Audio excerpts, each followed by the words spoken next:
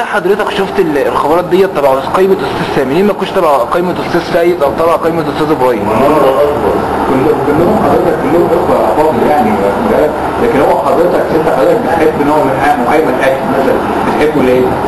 ما برتاح لهذا بالظبط كده، لكن هم كلهم اخوة افاضل، الناس تفضل كلهم، واتمنى لجميع التوفيق يعني. كلنا اخوة، احنا بنعمل نفس الجلابيه شريفه، عايزين نعمل عمل مؤسسي يعني. انا شفت حضرتك في انتخابات نادي الزمالك والنادي الاهلي في عمل مؤسسي يعني. اتعمل ايه؟ الدكتور محمد احمد كان بيجي يقول يا استاذ تغيير فاضل يعني رئيس جامعه التأديب سابق، فعمل انتخابات ازاي؟ عمل فرع ما بين الناس بحيث كل يوم حد يقدم برنامج انتخابي بطريقه حضاريه، والناس بتيجي تقدم وقال ما فيش دعايه في النادي، واخد بالك ليه؟ مش رغم ان هو اللجنه اللي كانت بتجري الانتخابات لجنه محايده مالهاش علاقه بالنادي، بالتالي عمل الكلام ده كل واحد يجي يقدم برنامج انتخابي والناس تسمع بعضها في سبيل الخير. احنا مش معركه حربيه، يعني حضرتك شايف الاجواء الانتخابيه السنه دي مش معركه، هي كلها خدمه، عايزين ننجح خدماتنا. المفروض انا اقدم على الناس كلها على فكره، الناس كلها جواها كويس جدا، بس الكلام ده يطبق على الارض الواقع يعني. انا مش هقول لك شعار انا كويس ومش عارف ايه، وفي التطبيق بتلاقيني بعمل احسان الاولى، فما ينفعش. احنا كلنا هدفنا مصلحه الناس. تمام. يبقى الكلام ده لا ما نشرحش مع بعضنا. تمام. الاجواء الانتخابيه وبعد الانتخابات طبعا اعضاء الجمعيه العموميه بيقول لهم مطالبات في تنفيذ البرنامج الانتخابي.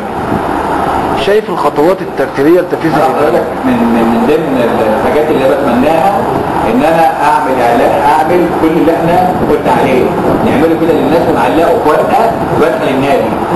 احنا وعدناه 30 نقطه، يوم كذا الناس بتزورها واحد، يوم كذا الناس بتزورها اثنين، وبننفذها للناس، واللي فشلنا فيها هنقول الناس.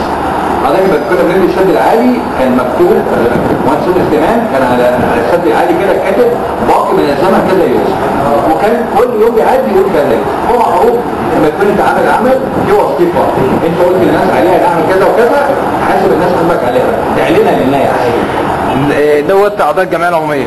ولكن الجماهير نادي طنطا، كره القدم، كره السله، باقي الالعاب، اي نادي اذا كان نادي الاهلي والزمالك اساسهم فريق كره القدم.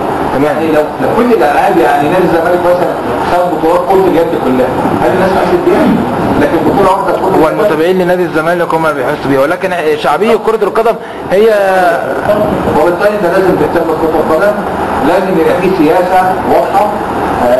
هو اعلان بيبيع لعيبه، ممكن يكون النادي معذور ان هو محتاج فلوس ان هو يبيع، ومش عارف ازاي الكوره بتبقى كبيره جدا. لازم يكون في ترشيد في الانفاق، ولازم يكون في سياسه واضحه. وبعدين في ولاد النادي اللي موجودين في طنطا دول عدد ضئيل جدا من ولاد اللعيبه الاولين، كانوا ولاد نادي طنطا رياض موجودين. فين هم بالنسبه للنادي؟ فين هم؟ فالمفروض الناس دي تعمل بينهم لجنه الكوره، وهم اللي يقوموا بالتخطيط لجميع الالعاب. المفروض ولاد النادي اللي هم مخضرمين واللي هم باع طويل يتجمعوا في لجنه. يعني ولاد النادي طنطا كتير، الناس المتخصصه في الالعاب هي اللي تقود هذه الالعاب. بالظبط كده يعني. انا ويكون الاشراف من قبل مجلس الاداره. بالظبط كده.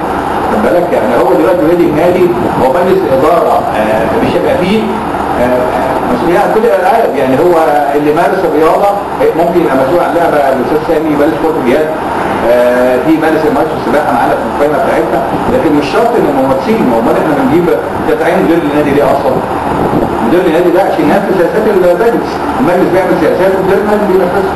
برضه المشرفين على الانشطه، فانت بتعمل سياسات وهو عليه ينفذها. السنه دي مجلس الاداره هيقود النادي لمده 4 سنوات. ان شاء الله. الاعضاء حضرتك طلباتهم منك يعني حضرتك توجه لهم كلام ايه؟ اللي حضرتك عايز تقوله لاعضاء الجمعيه العموميه؟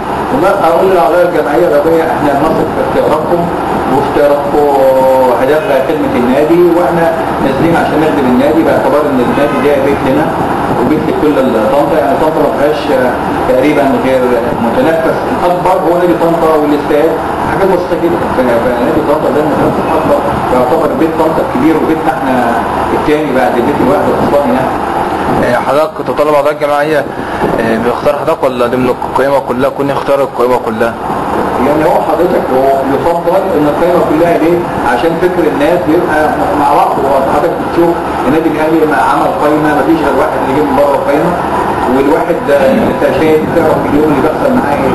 نادي الزمالك برضه في واحد برضه هو من بره القايمه، واخد بالك؟ فكل الانديه كده موضوع القايمه ده اساسي ليه؟ ما انت داخلين ناس بتفكر مع بعضهم عشان ينجح الفكر ده ويقوموا بيه. لكن انت حضرتك لما تاخد من الشمال واليمين والشرق والغرب في الاخر يحصل ايه؟ هيحصل مجموعه ممكن تنجح وممكن تفشل.